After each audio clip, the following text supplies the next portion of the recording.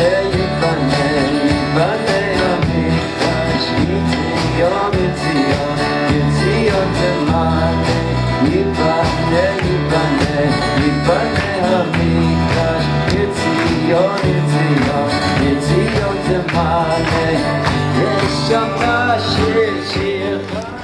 hi everybody. Thank you for coming. I apologize for being a little bit late. Again, our shir is dedicated tonight by the Gancher family, Binyamin Yisroel and Shlomo HaLevy, a young man that we cared very much about. And again, we welcome the parents who are spending some time. You want to speak up just a little? Yeah, we welcome their parents, Binyamin's parents, that are spending some time in Eretz Yisrael, and we hope it'll be perhaps a permanent aliyah. In addition, this is in memory of Hanna, Laure, Elisa, Bat, Aisha Jeanne, and this is the 16th yard site, which was on the first day of Pesach. And Mrs. Levy wrote a memorial, and because of the unusual circumstances, I will read it. For the yard site of Hanna, Laure, Elisa, Bat Aisha Jeanne, 15th of Nisan, murdered on the first day of Pesach. My only daughter was born in Paris, January 1983. Since her early childhood, her slender and fluid gestures, her grace, her beauty, her blessed presence, everything made me thank God every moment. I was aware of the sacred character of her person, her intelligence, her sense of repartee, her generosity. Everything in her touched on the spiritual beauty of the world. Her enthusiasm was very special. She loved art and had been painting in a studio since the age of 7. She wrote poems and later loved the world of ideas, which she knew how to express with finesse. She had a wonderful sense of humor. She loved to laugh and to bring out the humor in each situation. Life for her and for us was an interesting and blessed and constructive adventure. She loved studying and had learned how to concentrate. She studied after high school in an academy of art to work as an art critic. She spoke fluent Italian and English and Spanish, in addition to French, of course. She had very good and loyal friends who are still present in the mother's life. She was with them like a queen and her court, and we were and are so proud of her. Her warm and delicate presence filled us with joy. Her gaze lit up the world. We spent the Passover Seder together, and the day after, the 15th of Nisan, she was murdered. She was 23 years and almost 3 months old. Let us remember Laure present, enthusiastic, radiant, and free. Her joie de vivre gave us strength. For 16 years, since her physical gaze no longer lights up my world, I have tried to transform this unspeakable pain into love and deep tshuva, and I know that in the palace of Hashem, she approves me and accompanies me every second. This is from Mrs. Jean Levy, and may God give you much, much comfort and strength, and what a loss it is, but in Shemayim, she's in a good place. And may the zchus of our learning, whatever little bit it is, elevate and bring her neshama to even a higher place. Thank you. And in addition, Refuah Shelema to Breya bat Chava, again, with Besoch Shar Chole Yisrael. A generous contribution was made anonymously, so we want to thank Mr. or Mrs. Anonymous. And only a few places left for the Pesach Seder. The deadline is today, but Rabbi Poston has Midat HaRachamim, so he will give another 24 hours to sign up, but that is final. That's my addition, okay. Yiboneh, in addition, distributes Pesach funds, Kimcha de Pischa Mos Chitim, as it's called, to needy families for Pesach. You can contribute by credit card going to the website. There's a link in the website or in the description box below, I guess below the YouTube video and the like. And once again, Yiboneh is an organization that is committed to Torah, Avoda, and Gemilas Chasadim, and therefore the Shiurim are the Torah component and the Chavrusas, but in addition, the Chesed is a very important part of the Yiboneh program, and it's a very important part of Pesach. Pesach is about, like all the Yomim Tovim, the Torah says, you rejoice on a Yom Tov, but you must include the widow and the orphan and the poor, because it is not possible to have a real Simchat Yom Tov unless we care about others who are not necessarily able to do it on their own. So this is really part of Simchas Yom Tov, itself. Okay, so this is our, I think that's all. This is our last shiur before Pesach. So I guess it better be good. I don't know if this is the last chance to get in something meaningful. And I want to start with, if one were to ask, what perhaps is the most important passage of the Haggadah? I don't know if you had this experience. I remember when I was growing up, I was a kid in elementary school, so we were always asked to underline the topic sentence of a paragraph. Like, what is the theme out of which the paragraph is constructed? What is the topic sentence of the Haggadah? And this is a very hard question, and the answer I'm going to give is certainly not the only answer, but I think it is an answer. It is a possibility. And that is a statement that appears buried towards the end of Magid, shortly before the second cup. So you've already been doing the Haggadah for quite a long time. And that is, Chayav Adam liros es atzmo, ki'ilu hu yatsa miMitzrayim. Every person must regard themselves as if they themselves were taken out of Mitzrayim. You're not just remembering what happened to a past generation. You're not simply grateful for a past reality, but rather you have to feel that you were in Mitzrayim and Hashem liberated you. Now, compare this to an earlier statement in the Haggadah that's somewhat similar, but is actually very different. In the beginning of the Magid, right after the Manishtana, we made the point, Ilu lo hotzi HaKadosh Baruch Hu es Avoseinu miMitzrayim, if God would not have taken our forefathers out of Egypt, Harei anu v'nenu v'nei v'nenu, we and our children, our grandchildren, would still be enslaved by Paro. So that's also saying, hey, I'm a beneficiary of the Jews being taken out of Egypt, because had that not happened, I might still be a slave in one way or the other. But that is not saying I myself was liberated. That's simply saying I benefit from what God did to a prior generation. And that could be true. But the claim at the end of Magid is a stronger claim.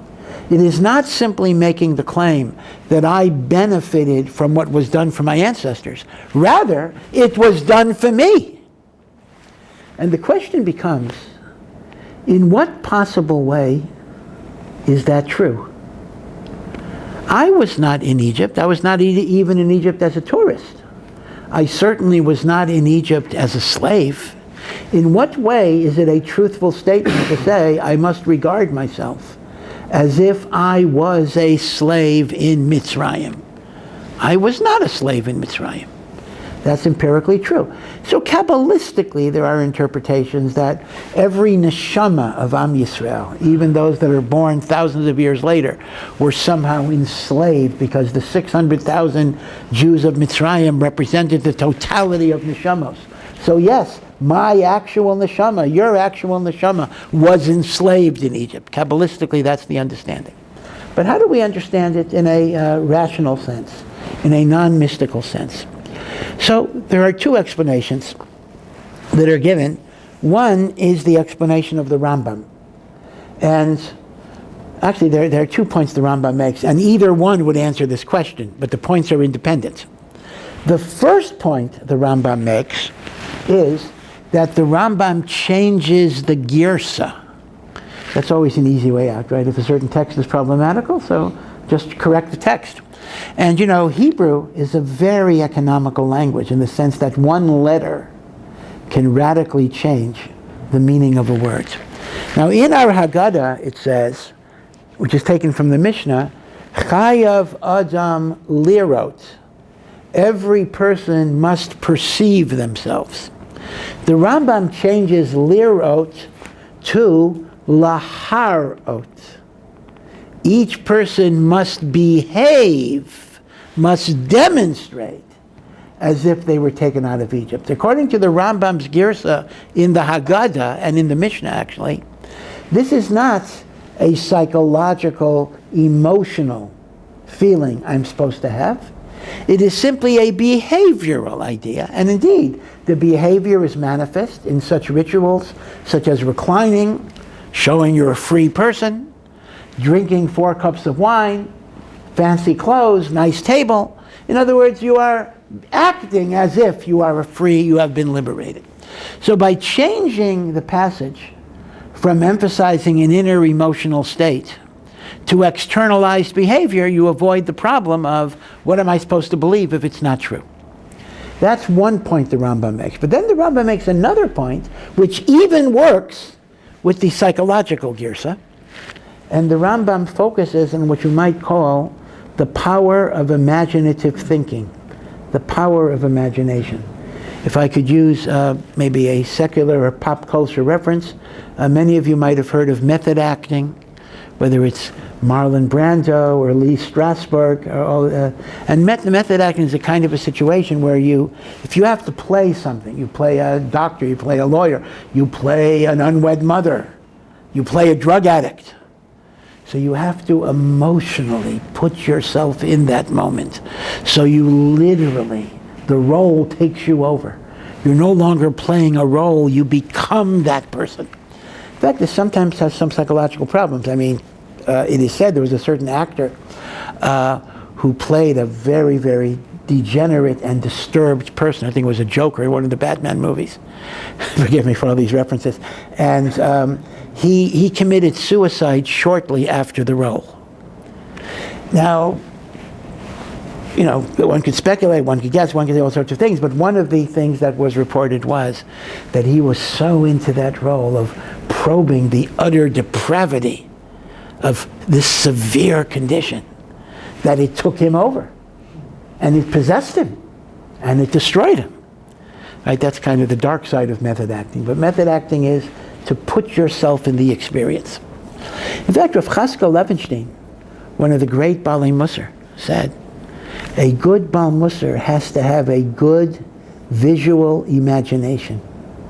That when we think about Matan Torah, we have to imagine what it's like and picture in our mind what it means to stand at the foot of Mount Sinai and hear Hashem say, Anochi Hashem Elokecha. A good Baal Musar envisions Kriyat Yamsuf and Yetziat Mitzrayim. Because if you're able to visualize something, it has power. It moves you. So the Rambam seems to say that the Chayav Adam Leiros is really an exercise in creative method acting. In order to be grateful to God, you have to imagine yourself as a slave. Feel the pain, feel the humiliation. Imagine what it would be like to be enslaved, and imagine the joy you feel when you're finally free. Sometimes at Siddharam, unfortunately, we're losing the generation. Sometimes there may be a Bubby, a Zaidi, an older uncle or aunt who is a survivor of the Holocaust. And they might be able to describe what it was like to be liberated. And they really have a sense of an utter slavery, along with the risk of death and the feeling of being liberated. So the Rambam says you got to use your power of imagination in order to experience the Exodus. Which means, according to the Rambam's second pshat, and this is keeping the gears of Lirot. Lirot does not mean it's an existential truth. It doesn't mean I was in Egypt, and it doesn't mean I was a slave.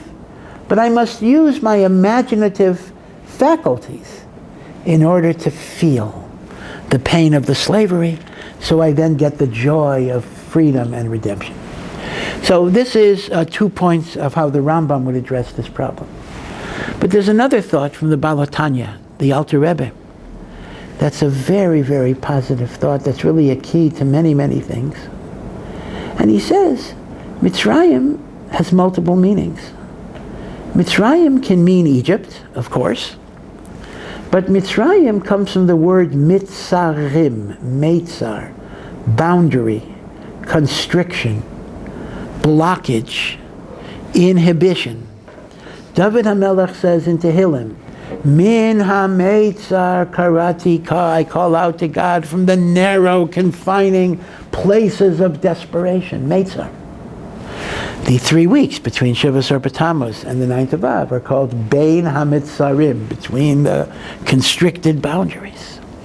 Seen in this way, the Baal HaTanya says, every Jew, and indeed every person, has their own inner Mitzrayim. A person can have that which inhibits my connection to Hashem. my connection to other people, my connection to myself.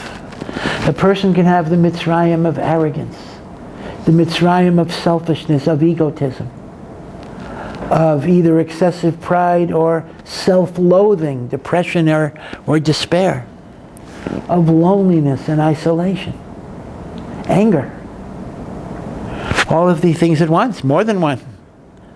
That's our own inner Mitzrayim. And as the old saying goes, it's easier to take the Jew out of Mitzrayim than it is to take Mitzrayim out of the Jew. So here's what the Baal HaTanya says. You know, in Kabbalah, there's an important concept that time, sacred time in particular, does not move in a linear fashion. It moves in a circular or spiral fashion, meaning in a linear fashion, past is past. You go from past to present to future, etc. You're kind of moving in a line. In cyclical time, you're actually experiencing the very same moment. When Pesach is said to be Zaman Cherutenu, that means when Pesach comes, the very same spiritual emanation of liberation that took place on the 15th of Nisan so many years ago, it takes place again. And if I tap into this, I'm able to become liberated from my Mitzrayims, because the same Chayrus comes into the world. This actually explains an interesting facet of the Jewish calendar, which is relevant this year. We know that the Jewish calendar is primarily a lunar calendar. The definition of a year is 12 lunar revolutions around the earth, as opposed to the Gregorian calendar, Julian calendar, which is solar, right? The earth going around the sun is approximately, we can work with approximations, 365 and a fourth days. 12 lunar revolutions are 354 days, sometimes 55 if Cheshvan has an extra day.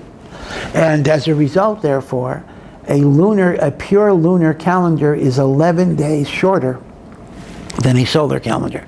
That is why any given year, a Hebrew date will be 11 days earlier than the English date, and then 22 days earlier. That's why people say, oh, Pesach is early this year, Rosh Hashanah is early this year. So if you want to be a wise guy, you can say, oh, really? I always thought it was the 1st of Tishrei. Is Rosh Hashanah earlier than the 1st of Tishrei? Is Pesach earlier than the 15th of Nisan? I don't think so. But it means it gets earlier in terms of the solar dates. So if year one, let's say this year, Pesach is April 15, then next year it'll be earlier. So the problem is going to be, of course, that eventually Pesach is going to be in the winter. If you keep on keeping a lunar calendar without a solar adjustment, so Pesach will be April 15, then the next year it'll be April 4th, then the next year it'll be March 20th, and then the next year March 15th, then it'll get into February and January and December, just like Ramadan. The Islamic calendar is a pure lunar calendar. Ramadan can be any time of year, which works out well for the Arabs because it's better for them when Ramadan is, actually it's better for us too, for various reasons. When people are fasting in long, hot summer days, their tempers flare up. But that's why Ramadan could be summer, winter, fall, spring. But the Torah insists that Pesach be in the spring. So whenever Pesach gets too early, we add a month to the Jewish calendar to push Pesach later into the year, making it into the spring. And the way the calendar works, it's very intricate, but it's basically 7 out of 19 years are leap years. So it's an average of between 2 and 3 years you have a leap year.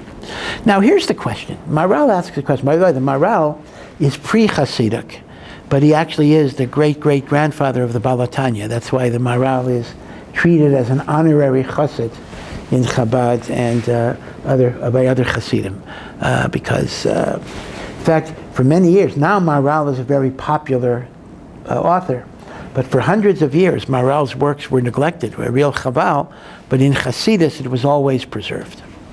Maharal asked the kasha, why is it so important for Pesach to be in the spring? What's wrong with Pesach in the winter? I mean, after all, we commemorate things based on their date, 15th of Nisan. So whenever the 15th of Nisan is, should be when Pesach is. Who cares if it's winter or spring? The answer is, Maral says, that we have to understand that the cyclical rhythms of nature are responding to the spiritual vibrations of the earth. Spring, the reason why spring is because it is the time of freedom. Because what happens in the spring? The plants and the flowers and the trees and the fruits, they get liberated from the dormancy of winter. In places where you have a lot of snow, that's very apparent. You have snow, the winter is dead, but even here in Eretz Yisrael, where we typically don't have a lot of snow, but still, there's a dormancy. A lot of things are happening beneath the ground, so to speak. But it's as if there's an imprisonment. So the Maral says, Pesach has to be in the spring, because if you celebrate Pesach not in the spring, you're commemorating a historical event, but you're not experiencing the sacred time of liberation. And Yomim Tovim are not about commemoration. They are about experience. And therefore, you have to coordinate the Hebrew date with what is going on in the natural world, because the rhythms of nature are following the spiritual vibrations. Now, you may ask me, Akasha, wait a second here. What about Australia? What about the Southern Hemisphere, where Pesach is not in the spring? So what about that?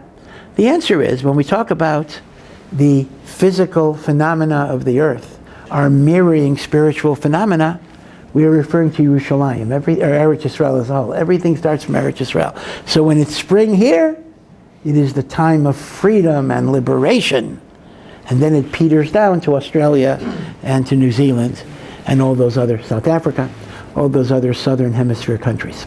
Okay. So the Baal HaTanya says, the statement of Rava that each person must regard themselves as if they were taken out of Mitzrayim does not mean each person must regard themselves as if they were a slave in Egypt, because that's not true. But each person must identify their inner Mitzrayim and believe that God is giving them the capacity to become liberated from the Mitzrayim that enslaves them. That's a very powerful and beautiful idea, because what that tells you is, when you read the Haggadah, there are two narratives that are going on at the same time. The first we will call the common narrative, the narrative of what happened to the Jewish people. And that's our great history, that HaKadosh Baruch Hu took us out with miracles. And Hashem remembered the covenant that he made with Abraham, Yitzchak, and Yaakov. And he gave us a Torah and he made us his nation, and that is the loving history that we pass down to our children and we share with our families. And this is a story that is so powerful and so beautiful that even Jews who are very far from all of the traditions of Judaism have almost a compulsion to get together to recount that story. Because that is the story of our peoplehood, of our nationhood, of our connection to God. I call it the common story because that is the story that all of us share as Jews. But in addition to the common story, there's a personal, private, idiosyncratic story that each person has. Maybe you share it with others, perhaps, or maybe you don't. Maybe it's your own private story in understanding your Mitzrayim and understanding that Yetziat Mitzrayim put into the world a koach that you can be liberated from your own Mitzrayim. A wonderful thing.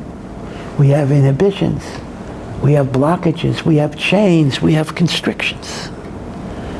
And this is a time where, to a greater or lesser degree, we can be liberated and redeemed from that slavery.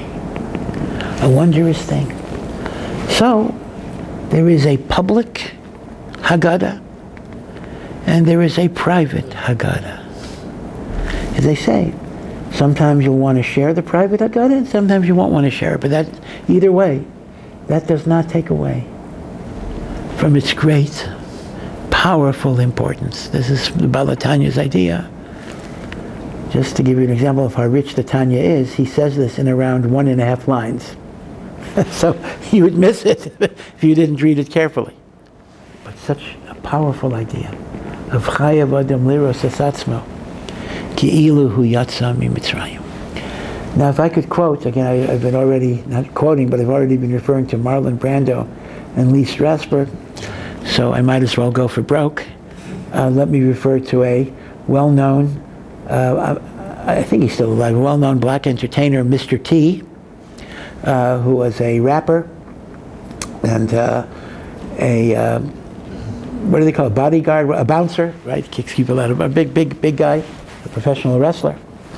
And I want to quote an insight from Mr. T, a chiddush from Mr. T, that I think would be an interesting thing to think about. One of Mr. T's shtick, one of his personas is he wears a lot of gold jewelry.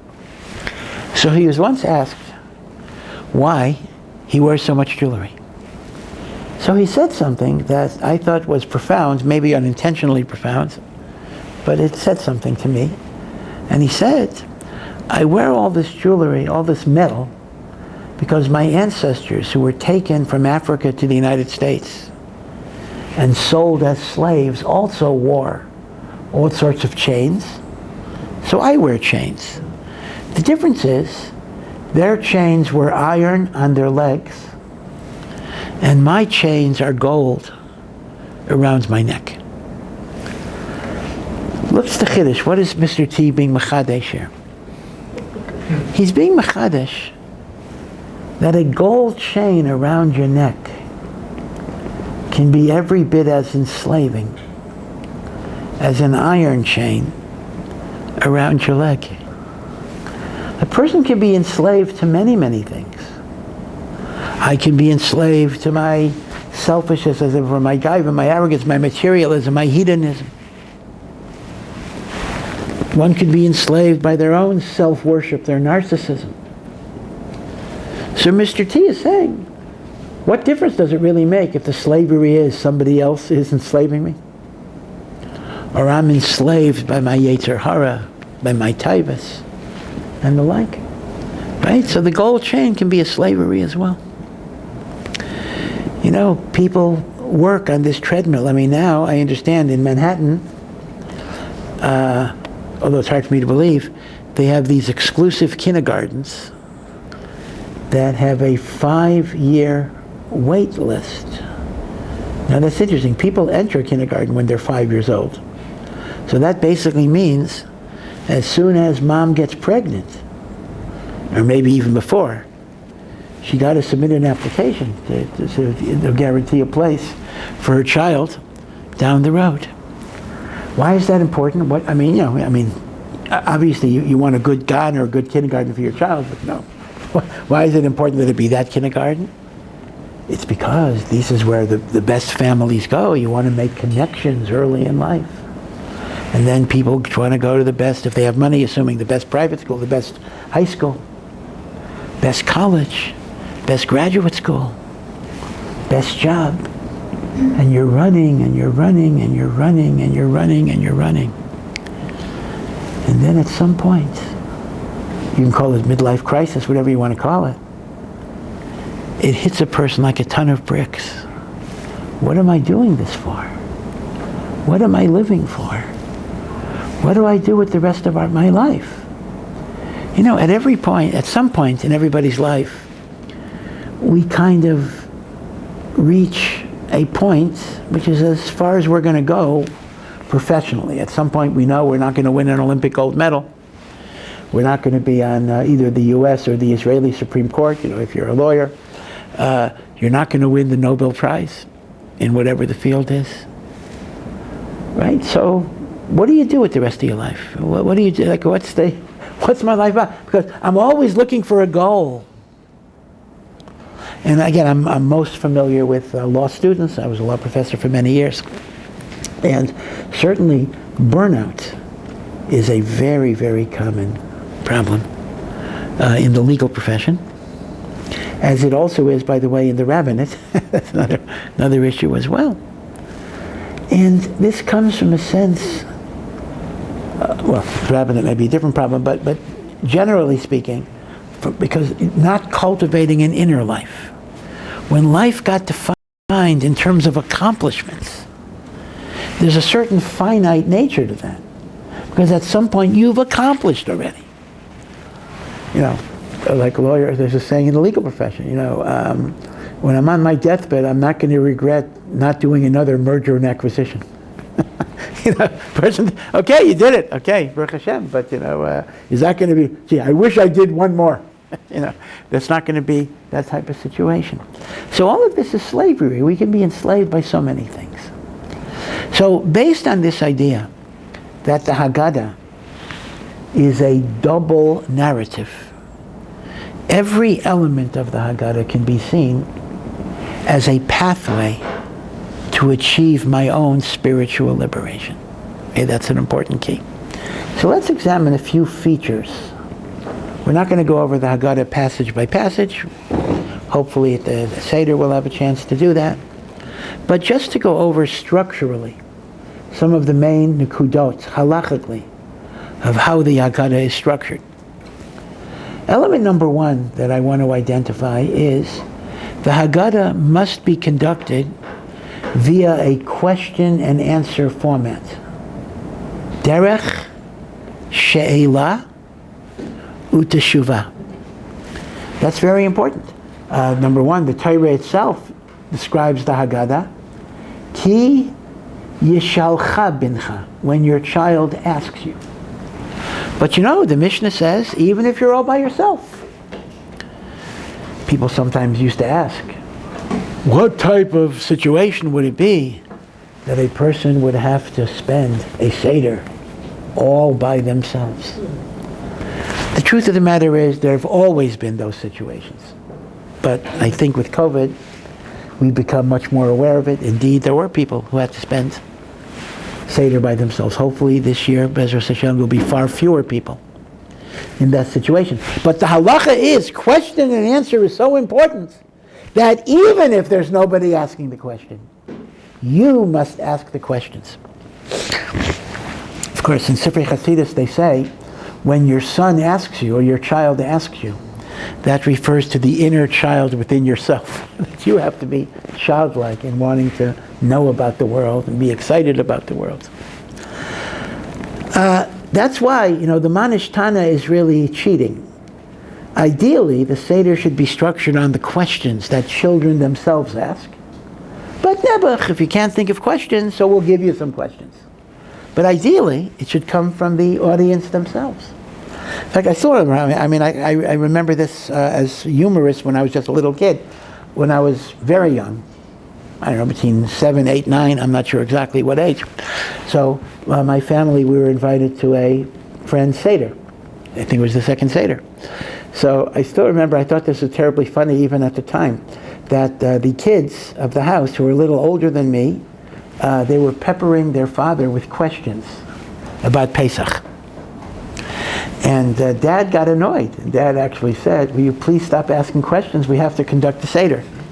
You know, as if to say, he was missing the point. The whole point is questions. Baruch Hashem, you're asking questions. And the like. So the question is, why is asking questions so important? Why is there such an emphasis on questions? In fact, somebody once asked me in a general way, beginner in Or Sameach, how come every Dvar Torah starts with questions? Right? Think about it. A person gives a Dvar Torah, says, there's a question here. The guy asked me seriously. Says, why don't you just say what you want to say? Why do you have to have a question? So one answer, I think, is that unless you're answering a question, I'm not interested in what you have to say. You're going to get up and tell me about your philosophy of life? You know, What do I care? Shouldn't be. I mean, if you're going to answer something, all right, you're giving me something, right? To simply get up and pontificate, I think the meaning of Judaism is, so and so and so, right? So one answer is questions stimulate interest. Because there's a problem here. You're coming to address a problem, even if it's a technical problem, even if it's not a global problem. But you're addressing a problem, so let's see what you're going to say. Without a problem, it's just a pontification, even if it's very valid at the same time. Okay, that's one answer. But on a deeper level, which is really kind of overlapping with the simple answer, is a question indicates a certain tension, like a piece of music, right? They talk about music builds up to a tension, and then there's a release. I don't remember what the technical term is, but it's kind of what's it called? Resolution. That's right. Right? So the same thing. Questions create tensions. Sometimes they're microscopic tensions, because it may not be a great question, but even a microscopic tension, creates a little bit of unease. I need a resolution. Questions also indicate that you want to go beyond your comfort level, that you're hitting a wall and you want to go beyond a wall. So the idea of a question is a desire to go beyond where I am. And that is a very important level of spiritual growth. I am willing to go beyond my comfort level. I'm willing to go beyond my box. I want to be a seeker of wisdom. I recognize that what I am is not what I have to be always. What I was does not have to define who I am. And what I am does not have to define what I can become. There was a well-known German Jewish philosopher, Franz Rosenzweig, who was a very brilliant academic, late 19th century, I think early 20th century. He and Martin Buber actually translated the whole Bible in German, and although I don't read German, but Nechama Leibowitz testified this was actually a very, very good, excellent translation. And Rosenzweig came of age in a generation of German Jewry that was almost totally assimilated. In fact, officially, to get an academic position, you had to become a member of the state church, which was the Lutheran Church. Now, they didn't care if you believed in Jesus. They didn't care if you went to church. All you had to do was sign a paper and pay your annual tax. I am a member of the Lutheran Church. So tens of thousands of German Jews converted to Christianity, not because they believed it, but they had no real Jewish identity. So they figured for professional reasons they'll be members of the Lutheran Church. Rosenzweig was a person of integrity. He knew nothing about Judaism, but he didn't want to sign the paper until he walked into a synagogue one time in his life. He figured he'd walk in, he'll see it was nothing, and then he'll sign the paper. Unbeknownst to him, the one day that he chose was Yom Kippur. He never heard of Yom Kippur. Unbeknownst to him, the one synagogue he chose seemingly at random was the only Hasidic synagogue in Berlin, where the prayers were very passionate. And he walks in, and he sees everybody dressed in white, the men and the women. And he sees people crying and praying and pleading. And he couldn't believe it. He had no possible imagination that Judaism had such power. And he decided not to sign that paper. And for a while, his career was not moving. Eventually, he was able to get it on track. And eventually, he started the process of tshuva. That's when he got involved with the Bible translation. He died relatively young, multiple sclerosis. So he never became... ALS. Oh, is it ALS? Okay. He never became fully observant, but he became more and more traditional. So one of the stories they tell about him was that his Jewish friends, who were assimilated as he was, they thought he was crazy. They really thought he was absolutely nuts, associating with these Polish and Russian primitive, people, not sophisticated, not educated. And one of them hurled what is the ultimate insult to Rosenzweig. He says, "I bet you even put on tefillin," as if that would be the absolute most ridiculous thing in the world. And Rosenzweig responded, not yet. And it's been pointed out that not yet is a qualitatively different answer than no. No says, I am what I am. Not yet basically says, as the t-shirt saying goes, life is a journey, not a destination. And that is, it's a process. Not yet says, I'm willing to check things out. I'm willing to explore. I'm willing to grow. I want to see what's out there. I don't know what I'll be and what I'll decide. But I want to go beyond where I am. And that's a tremendous thing. And that is the magic of the question. I want to go further than where I am. I don't simply say, question, okay, that's it. Let's try to investigate. And in fact, they tell a story. I don't want to mention the community because it may involve a little Lashon Hara. But there was a great, great rabbi who came to the United States after World War I, Rabbi Eliezer Silver, who literally became one of the great Gedolim of America. He lived, most of his career was in Cincinnati, but beforehand he was a Rav in some other places. And his very, very first Rabbanus in America, he was actually fired from the show. It was the early 1920s, and they fired him because they said he was wasting electricity at night in the synagogue. And they said, you're costing us money, we can't afford it. So when he protested and he said, but I'm in the show learning Torah, they said to him, that's another reason to fire you. We thought we hired a rabbi who completed his education. We're not going to pay you a salary if you're still studying this stuff. Well, we just had one of the great, great Gaonim, Rav Chaim Kanievsky, Zichrono Livracha, who died comparatively young for our Gedolim at 94. And, you can see how ridiculous the story is. A person who learned Yomam V'Layla for basically 90 years. I mean, he started very young, and his whole life, Shas over and over and over and over again, the infinite depth of the Torah, new insights, new ideas, right? So that's what questions are. I am a seeker of wisdom. That is why a learned Jew is called Talmid Chacham, which literally means, actually the translation is actually a little ambiguous. It can either mean a wise student or a student of the wise. Different ways of translating it. That would depend what the plural is. Because if it's a student of the wise, so wise is going on the teacher, then the plural will be Talmidei Chacham. And since we say Talmidei Chachamim, even then the Talmidei is a little awkward in the Hebrew construction. Wise students, okay. But whatever it is, the operative word is Talmid. Now, why would you call a great rabbi a student? That's a little pejorative. A student? You're not a student. Yes, you are. Because the greater the rabbi, the more they understand that life is about learning and it's about growing. And you never simply sit on your laurels and say, I know everything already. I once had a conversation with a very, very famous American academic, happened to be Jewish. And he said something like, the first 20 years of my life, I listened to what other people say. But from then on, I don't listen, I just talk. He said it without any sense of embarrassment. He just said, I just talk and they listen. Meaning, there's nothing for me to learn from other people at that point. Okay. So that's the question and answer format. Now, there's another element of the Seder that we got to consider. And this the Mishnah lays down in 4 words. Maschilin bignus u'mesayem b'shvach.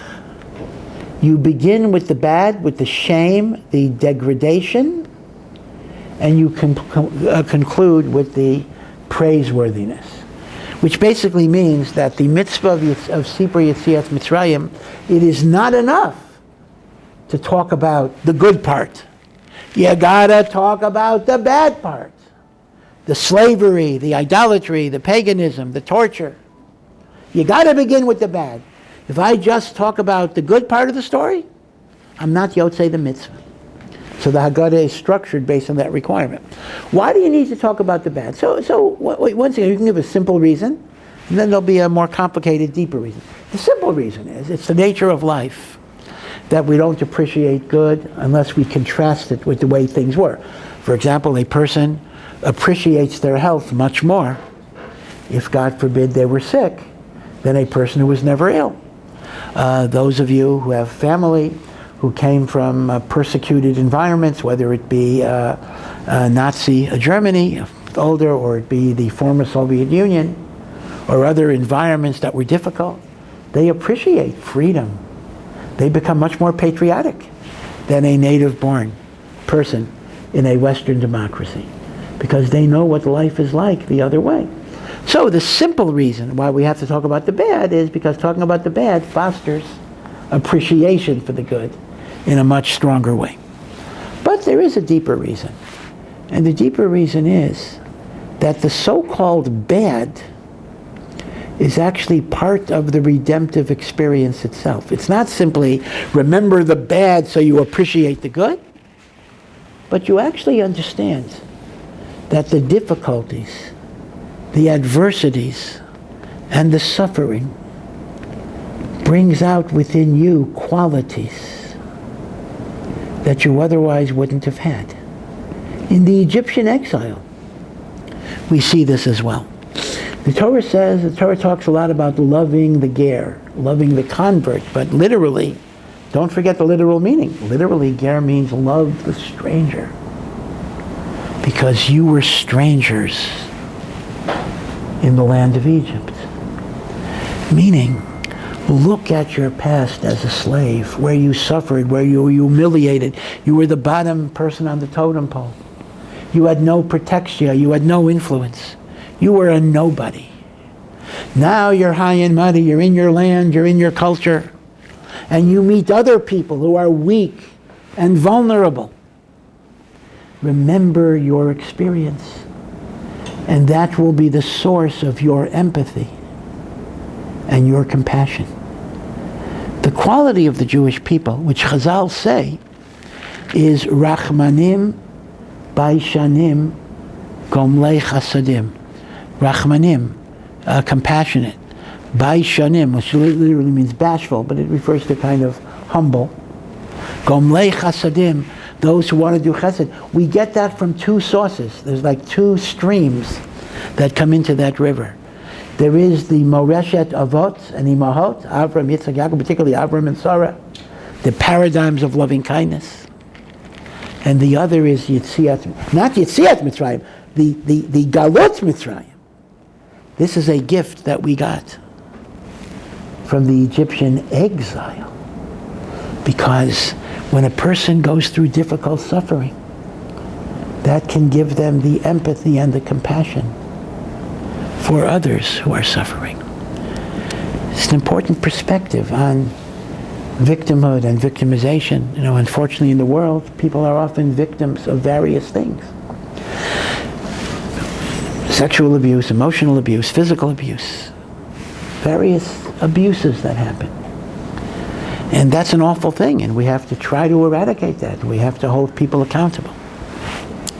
But sometimes what happens when a person is abused is they become so concerned that this never happened again to them, that they develop a hard shell where their whole life is occupied in protecting themselves from victimhood.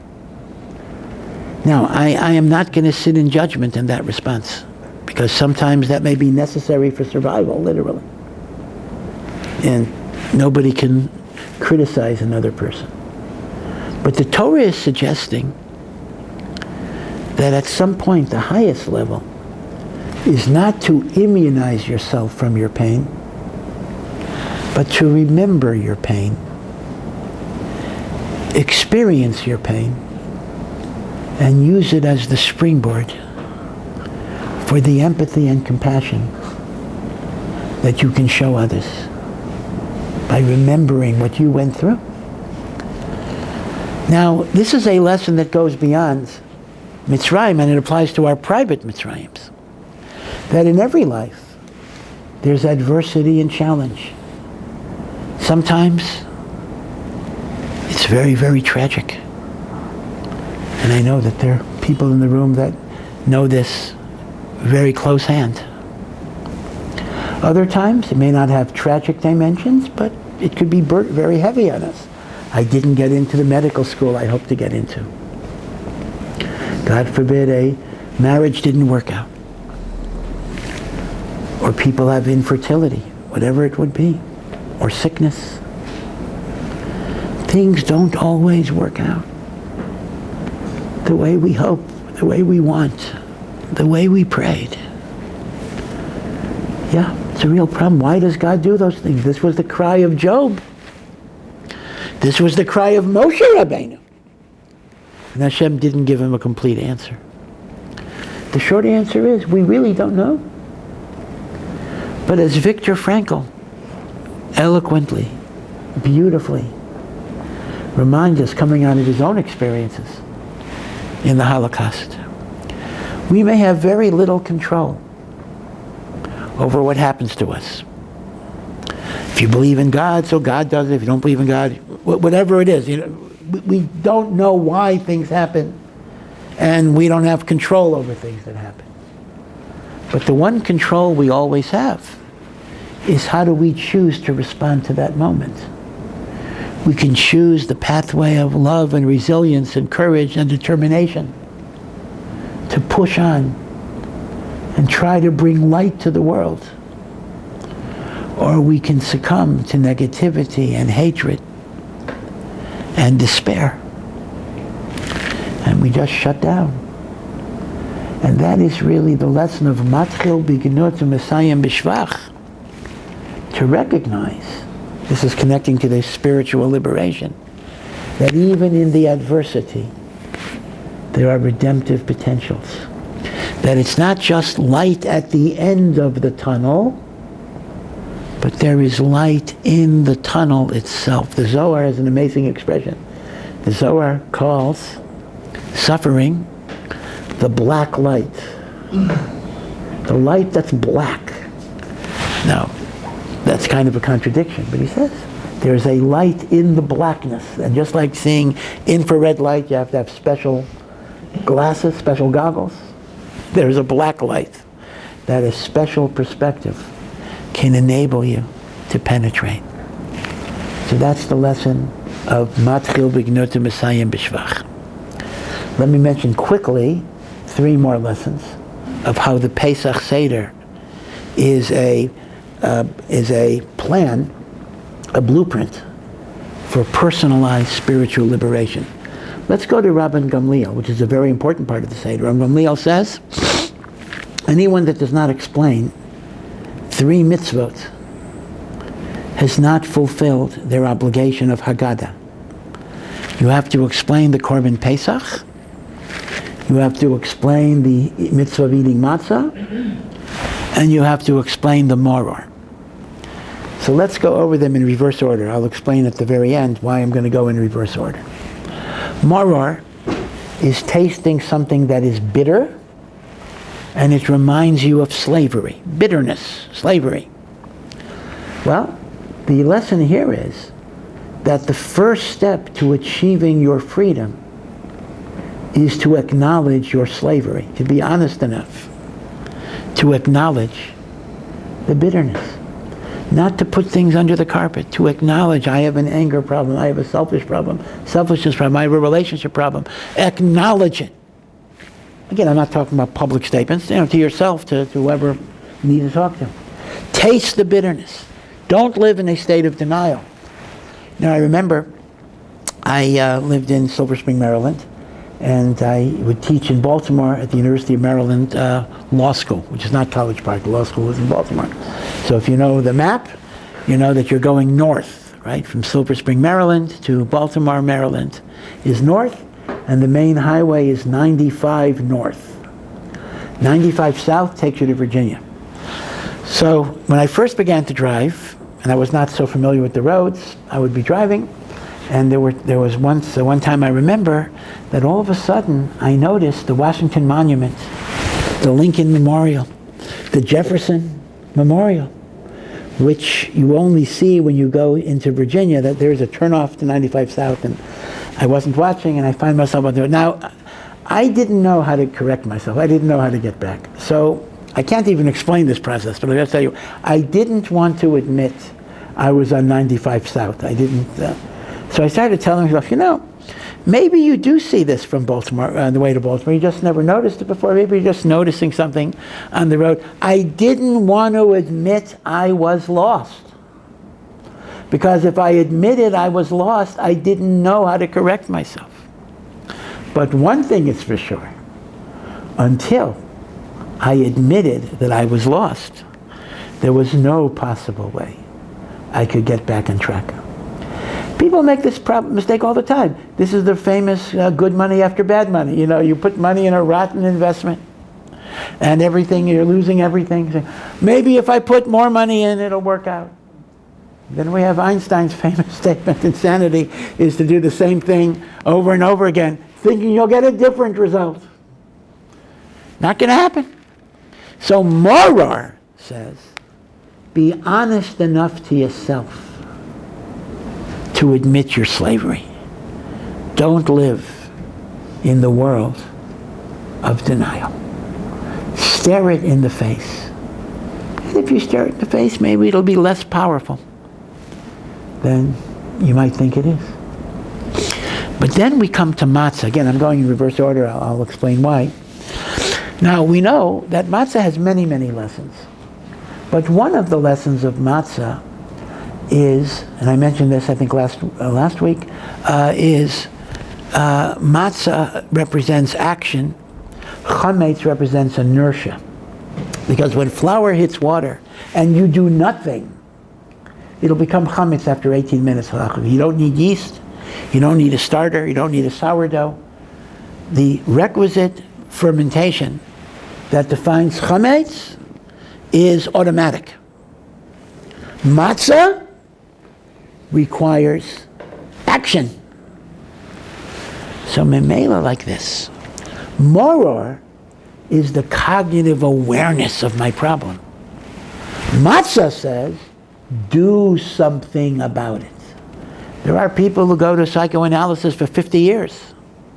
They have insight into everything in their life that ever happened, from infancy to pre-birth trauma, birth trauma, pre-birth trauma, maybe even preconception trauma, okay? Whatever it would be. But what do you do about it, right? That's behavioral therapies and the like. So matzah tells a person, it's not enough to have insight. You got to do something practical. Take action. There are moments in life that all of us get inspired. But inspiration dissipates very quickly unless it's concretized in virtuous action. And then it gets strengthened, it gets internalized. Mitzvah goreret mitzvah, Pirkei Avos says. A mitzvah causes a mitzvah. Mitzvah goreret mitzvah. We've all had this experience. Let's imagine there are times, it's before Yom Kippur and you want to make up with someone that you've had a fight with, and every once you've been too embarrassed, too inhibited, every once in a while you say, I'm going to go to the phone right now. But unless the phone is right next to you, by the time you reach the telephone, you'll say, maybe tomorrow. That's how fast it goes. I've mentioned, I think, a number of times, the story with Robert Hutchins, the prodigy president of the University of Chicago, that somebody once asked him, Dr. Hutchins, why do you ever desire, why don't you exercise more? Don't you ever have a desire to do something physical? He says, I certainly do, but I know if I lie down, it'll pass. I don't let it bother me. That's true for exercise, and it's true for ruchnius as well. So, marar, identify your slavery. Matzah, do something about it. And finally, we have the Korban Pesach. Again, I'll go over the reversal of the order. Pesach has many, many lessons, but I just want to identify one little lesson. And that is the Korban Pesach cannot be eaten in isolation. Even if you have a little tiny lamb that's only a month old, and if you have a big appetite and you can eat the whole lamb yourself, we paskin, it's machlokas in the Gemara, you cannot shech the Korban Pesach by yourself. You must bring it with other people. They can be your family, or they can be your friends, or you can become part of a family. You cannot bring the Korban Pesach by yourself. That is a halacha. even if you could eat the whole thing yourself. The lesson there is, in achieving spiritual liberation, we have to find people that we can share our journey with. Ideally, it would be our family, our spouse, our children, ideally. Sometimes that doesn't always work out, but we find friends, we find a shul, we find a group that we connect to, that shares commitments, that gives strength to each other. Shlomo HaMelech said in Koheles, 2 are better than 1, because when one falls down, how will he pick himself up? With 2 people, 1 falls down, and 3 is even better. And this is not just talking about slipping on ice, although that's true also. But in life, all the time, there are moments of weakness, moments that we falter, moments that it's hard for us to go on. And when you have friends, whether it's a loving spouse, or friends in a broader community, or both ideally, they will give me strength in my moments of weakness. And hopefully I will give them strength in their moments of weakness. We have to be here for each other. So, just a final point. In the Seder, we eat matzah, then we eat maror. Now, according to this analysis, we should eat maror first, because maror is, I got this problem, matzah, I'm going to do something about it. So why are you eating matzah, which signifies corrective action, and then you eat the maror? The answer is very simple. Although it's true that you can't correct something until you know what it is, but you need to be psychologically cognizant of your capacity for constructive change. Meaning, if I began with the maror, I might become so overwhelmed by my failures and my inadequacies that I will lose the energy to be able to constructively transform myself. So first I eat the matzah, which internalizes, inculcates within me the capacity of virtuous change. And then I'm ready to confront my inadequacies, and then I combine them in the korech, where I got both the problem and the solution. So the upshot of all of this is, this whole shir tonight is really an expanded commentary on the Baal HaTanya. The Baal HaTanya tells us that there is the inner Mitzrayim that each and every one of us has, from which we have to be liberated. So the suggestion we're making is that every step of the Seder is connected to that personal liberation. Question and answer equals be a seeker of wisdom. Matchil bignut mesayim b'shvach. See the redemptive potential, even in adversity and suffering. A la Viktor Frankl. Pesach matzah maror. Maror. Be honest in recognizing your slavery. Matzah. The imperative of doing something about it, not just being a victim. And Pesach, the importance of community and sharing your spiritual search with others. And Be'ezrat Hashem, with these types of lessons, we can transform every Seder into a true Yitzias Mitzrayim, not only one of historical commemoration, but one of personal liberation. And to the extent we can achieve a personal liberation, we can turn to HaKadosh Baruch Hu and ask for the national liberation of Mashiach Tzidkenu and the Binyan Beis HaMikdash. So may the Pesach haba aleinu l'tova, may it harbor, may it bring in the Geula Shelema for Am Yisrael and for the whole world. So thank you. Have a good Yom Tov.